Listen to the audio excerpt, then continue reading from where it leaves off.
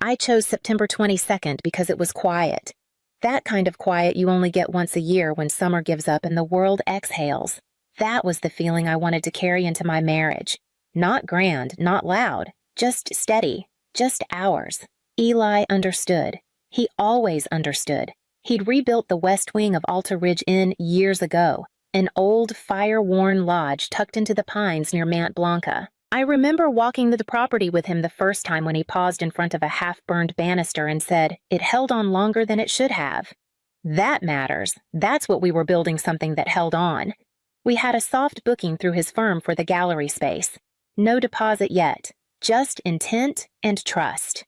Then came the dinner. It was supposed to be nothing, just a regular Sunday meal at my parents' house. Mom's roasted vegetables, Dad's red wine. Jenna talking too loud about something trending. I wore a new blouse I wasn't sure about, brought a bottle of Malbec Eli had picked out. I remember thinking, maybe this will be the dinner where they ask about the ceremony. Maybe this time they'd remember it was happening. They did. Just not for me. Jenna waited until dessert as always. She stood up all eyes and teeth and champagne flute and said, "Gavin and I are engaged." Applause, gasps, laughter. My mother covered her mouth in exaggerated joy. My father said, "Finally," like it was a victory for the family tree. I smiled. I did. I clapped with everyone else. And then Jenna added, "We're getting married September 22nd at Alta Ridge." There was a pause. Not for them, for me. I looked at my mother, then my father. No confusion, no concern, just delight. Mom had already pulled out her phone. "Say it again for the real sweetheart." I cleared my throat. That's my date." Jenna tilted her head. "Oh, I thought you hadn't finalized anything. The gallery director said the West Wing wasn't reserved." "It was. Through Eli's firm." "Technically," she said, waving her hand, "but you didn't lock it in. Gavin's best friend's cousin is a project manager there. We got it done. It's nothing personal." "It's entirely personal," I said. Dad folded his napkin. "Claire, Jenna's ceremony will have 150 guests, including vendors. You were doing something more intimate." "Right," Mom chimed in. "And we already moved the family funds to her planner's deposit. It just made sense." I looked at the ring on my finger, then at Jenna's. Bigger, shinier, newer, like everything she touched. "She's getting married," once Mom said, smiling. "Let her have the real day."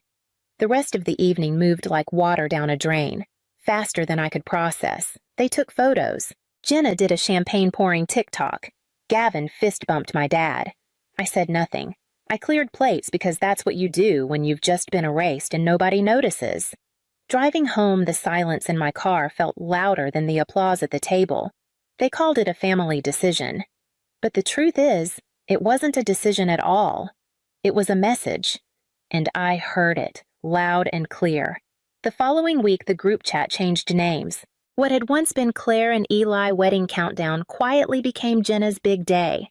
No announcement, no apology, just a new banner image, Jenna and Gavin posing under string lights, her ring front and center, our mother holding the champagne like a campaign manager. My name was still technically in the chat, but I wasn't tagged. Not once. Vendors started pulling out of my file. The florist emailed to confirm transfer of deposit per Jenna Weston's instruction. The calligrapher, I'd found a retired artist from Santa Fe, politely declined further coordination. She'd been booked. By someone else. Even the dress boutique rescheduled my fitting to accommodate priority clients. Jenna posted about hers that same day, saying yes to the dress. Weston women do it best. When I called my mother, she answered like nothing had happened. "Claire, honey, can we talk later? Jenna's planner's on the other line and we're finalizing the cake tasting." "You moved my vendors," I said. "Well, we shared the list, yes, but you hadn't made final decisions. And we already put money down for Jenna. It's just more efficient. I never gave permission." "Oh, Claire, don't be difficult." I almost laughed. Difficult. The word they used every time I asked to be treated like I existed. Dad, when I called him, didn't even pretend to be neutral. "It's not a big deal. You and Eli can do something more private, more aligned with your style. Jenna needs the show. She's the face now." The face, like we were a brand, like I'd been demoted without notice. I scrolled through the family Facebook page that night. My parents had posted a collage proud to announce Jenna Weston and Gavin Price, the next generation of the Weston legacy. No mention of me. Not even in the comments. It wasn't just the wedding. They were rewriting the archive. Even the engagement album we'd printed last fall, the one I'd designed with captions, the one I'd dropped off at my parents' house in a white envelope, was gone. Jenna had replaced it with hers. Same table, same frame, same silence.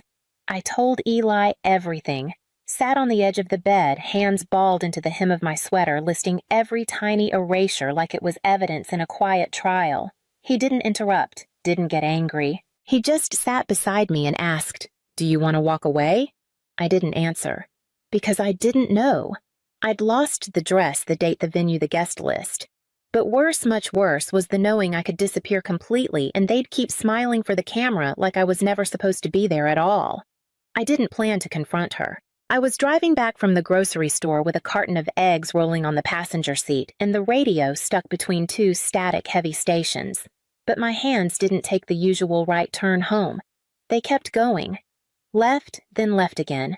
By the time I noticed where I was headed, I was already in front of my parents' house. I knocked once before letting myself in. My mother was in the kitchen folding napkins into swans. She always did that for big events. Birthdays, holidays, funerals. Moments that needed staging. She looked up. "Claire," she said, like she wasn't sure whether to be surprised or inconvenienced. "You could have called. I didn't come for coffee." That got her attention. She paused napkin mid-fold and gave me the look.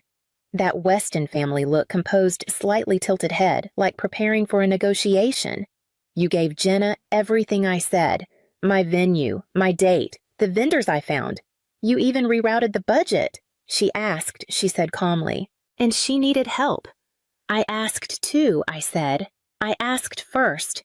And you said yes. You asked like you were afraid of being a burden." Jenna asked like she knew we'd be thrilled. I blinked, so I was too polite. She folded the napkin, pressed to the edges. "You've always been internal, private, hard to read. Even now you keep everything close. Jenna's easier to support. She's open. She's loud," I said. "She includes us," my mother replied. "That matters." There was a pause. "I lost a pregnancy," I said. She stopped folding. 2 years ago. It wasn't planned. Eli and I were scared and excited both. But then it was gone before we could tell anyone, and afterward I didn't know how to bring it up. She stared at me silent. "I wanted to tell you," I said, "but it felt like you didn't have space for it. I thought, maybe you'd say I was being dramatic, or worse, that I should have handled it better." Still nothing. Just the hum of the fridge and the ache in my throat. "You never said anything," she murmured. "I didn't think I was allowed." A long beat passed. Then she said, "Claire, everyone has pain, but we can't support what we're not told." I swallowed. "You didn't support what I did tell you. I told you about the date, the venue, my ideas." You nodded and smiled, then handed them to Jenna. Her voice lowered. "You're being unfair. We're not mind readers." "No," I said. "You're just editors. And when something doesn't fit your version of the story, you cut it." She looked away. "You've always seen yourself as the outsider. I became the outsider I corrected, because the only way to stay in was to vanish." She opened her mouth, then closed it again. "This is getting dramatic." "I'm not being dramatic," I said, calm as I've ever been. "I'm being erased. That's the difference." And then I left. She didn't call after me. She just went back to folding the next napkin. I didn't make an announcement. There was no email blast or tearful phone call. I just stopped planning. I canceled the florist, released the quartet, deleted the RSVP site I had spent 2 weeks designing. I closed the Pinterest board I'd curated for a year without sharing with anyone. One click, gone. It was almost satisfying. Jenna posted about her cake tasting that same day. 3 flavors, 2 tastings, 1 perfect day. She tagged our mother in a story captioned, "Building Memories with the Best Wedding Team Ever." I watched it once, then muted her account. And still I didn't tell Eli. Not right away. He must have noticed. The planner's binder disappeared from the coffee table. The color swatches were gone from the kitchen wall. My browser history became a graveyard of closed tabs. But he didn't ask. Not until the third night when I left the dinner table untouched and folded myself into the corner of the couch like I was trying to vanish from the architecture of our life. "Claire," he said gently, "are we still getting married?" I looked at him. "I don't know." He didn't speak, just nodded slowly, took my hand and held it, not to fix me, not to redirect, just to keep me anchored. The next morning I woke up before sunrise, walked out onto the small back deck barefoot, coffee steaming in both hands, and stared at the line where the trees met the sky. The air was cold, not bitter, just honest. That's when I opened my email and contacted Alta. We had never signed the formal event contract. Jenna had booked the lodge and garden venue through a media partnership agreement with their marketing coordinator. But the West Wing, the original burned wing Eli had restored that had never been listed publicly. It was considered unfinished pending historical review. But Eli's firm had the design rights, and quietly legally I filed a request to reserve the West Gallery for private use on September 22nd. I didn't tell Eli. Not yet. Instead, I went to the attic. Tucked in the back of a cedar chest wrapped in tissue older than I was, lay my mother's wedding dress. 1980. Ivory lace high neckline fitted sleeves with a row of covered buttons from wrist to elbow. She used to say it was too heavy for modern weddings. She meant too modest, too dated, too hers. I took it anyway. It didn't fit. Not perfectly. Not yet. The shoulders needed adjustment and the waist would require some restructuring. But I didn't care. I wasn't wearing it for approval. I was wearing it for memory. Or maybe to remind myself that I was still here. I didn't make an announcement. There was no email blast or tearful phone call. I just stopped planning. I canceled the florist, released the quartet, deleted the RSVP site I had spent 2 weeks designing. I closed the Pinterest board I'd curated for a year without sharing with anyone. One click. Gone. It was almost satisfying. Jenna posted about her cake tasting that same day. 3 flavors, 2 tastings, 1 perfect day. She tagged our mother in a story captioned, "Building Memories with the Best Wedding Team Ever." I watched it once, then muted her account. And still, I didn't tell Eli. Not right away. He must have noticed. The planner's binder disappeared from the coffee table. The color swatches were gone from the kitchen wall. My browser history became a graveyard of closed tabs. But he didn't ask. Not until the third night when I left the dinner table untouched and folded myself into the corner of the couch like I was trying to vanish from the architecture of our life. "Claire," he said gently, "are we still getting married?" I looked at him. "I don't know." He didn't speak. Just nodded slowly. Took my hand and held it, not to fix me, not to redirect, just to keep me anchored. The next morning I woke up before sunrise. Walked out onto the small back deck barefoot, coffee steaming in both hands, and stared at the line where the trees met the sky. The air was cold. Not bitter, just honest. That's when I opened my email and contacted Alta. We had never signed the formal event contract. Jenna had booked the lodge and garden venue through a media partnership agreement with their marketing coordinator. But the West Wing, the original burned wing Eli had restored that had never been listed publicly. It was considered unfinished pending historical review, but Eli's firm had the design rights. And quietly legally, I filed a request to reserve the West Gallery for private use on September 22nd. I didn't tell Eli. Not yet. Instead, I went to the attic. Tucked in the back of a cedar chest wrapped in tissue older than I was, lay my mother's wedding dress. 1980. Ivory lace high neckline fitted sleeves with a row of covered buttons from wrist to elbow. She used to say it was too heavy for modern weddings. She meant too modest, too dated, too hers. I took it anyway. It didn't fit. Not perfectly. Not yet. The shoulders needed adjustment and the waist would require some restructuring. But I didn't care. I wasn't wearing it for approval. I was wearing it for memory. Or maybe to remind myself that I was still here. September 22nd came clear and golden, the kind of autumn morning that felt pre-approved by heaven. Jenna's wedding took over the eastern side of Alta. White tents, signature cocktails, a W flower arch positioned just so for drone footage. Guests in creams and blush tones milled about with sunglasses and filtered smiles. A photographer barked instructions. One more for TikTok, now laugh like you've never known taxes. The West Wing remained closed to the public. No signs, no hashtag. At 3:15 p.m., a quiet crowd began to arrive. Not influencers, not extended family, just a small circle. Eli's colleagues from design school. My two former students who had become curators, a neighbor from our street who had once left soup at my door when I had the flu. They walked in slow, respectful silence. Inside the gallery had been transformed not into a wedding venue, but into a map of memory. Projected on one wall footage of the original lodge fire. On another, sketches Eli had drawn when he rebuilt it. In the center, a single dress form holding my mother's wedding gown, reconstructed but unpolished. The sleeves still bore slight creases. The buttons didn't all match. Next to it in calligraphy on raw canvas, this was never about the perfect day. It was about who remembered you were there. At 4:10, I heard the sound of heels on wood and knew before turning my mother had entered.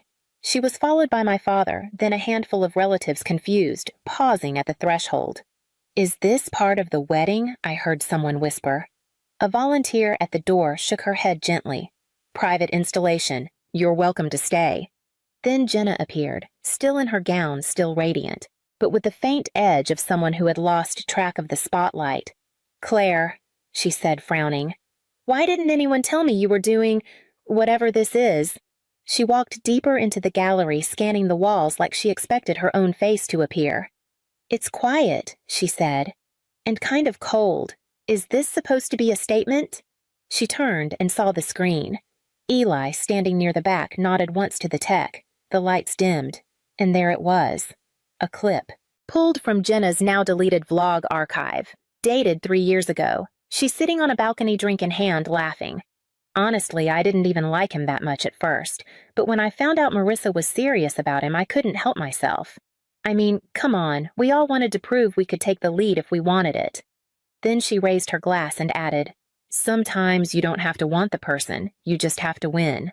Silence. Even Gavin, her groom, frozen mid-step at the gallery door, stared like the walls had closed in. Jenna's face crumpled. "That was years ago," she said quietly. "It was a joke. I was performing.